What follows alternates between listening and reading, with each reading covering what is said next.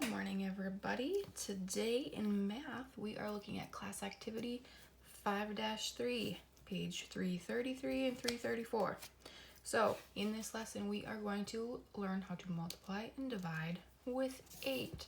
This is what your class activity sheet should look like. All right, I'm going to turn it this way so it's easier to see.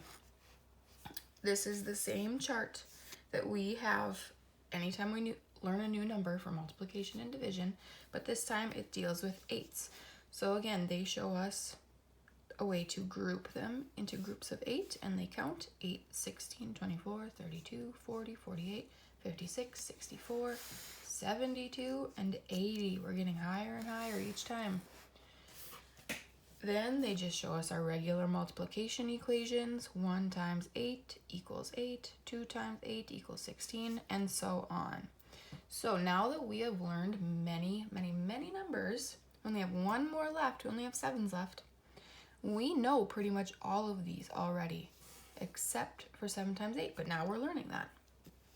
Okay, because we know our 6s, we know our 5s, we know our 4s, 3s, 2, 1s, 9s, 10s.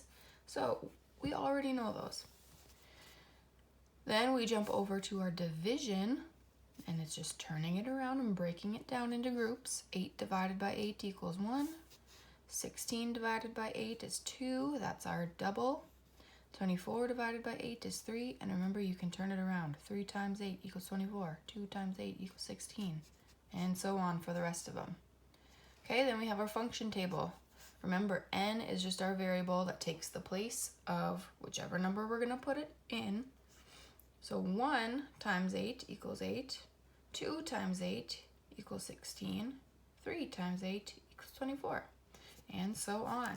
So I want you to take a moment and pause this video and just go through and say these out loud so that you hear them and they get in your head. And go. All right, let's quick look at the back page of our class activity. These are fast array drawings. We've done this many times. We learned this in school even when we were still there. So our fast array is just where we do our row across the top and our first column and fill in the numbers on the sides and the middle. Okay, so this first one, this is going to show division because they're showing us our total number in only one factor. So we need to solve to find the other factor. And they're showing us over here what we're solving for. We don't have to draw it in. We just know it's down that way. So what's a way that we can say these numbers to make sense for division?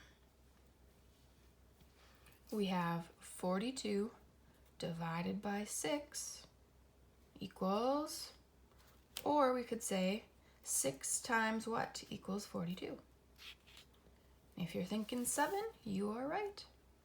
You can just put a 7 in there. All right, then you move on to here. Here's where we just need to solve. When we find our arrays, just multiply, just like we're finding area. 8 times 6. And that is 48. Okay, another division one here. 64 divided by 8. Or 8 times what equals 64.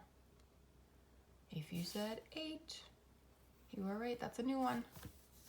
Okay, so you can go on and finish this, and tomorrow you'll have the homework and remembering. Let me know if you have any questions.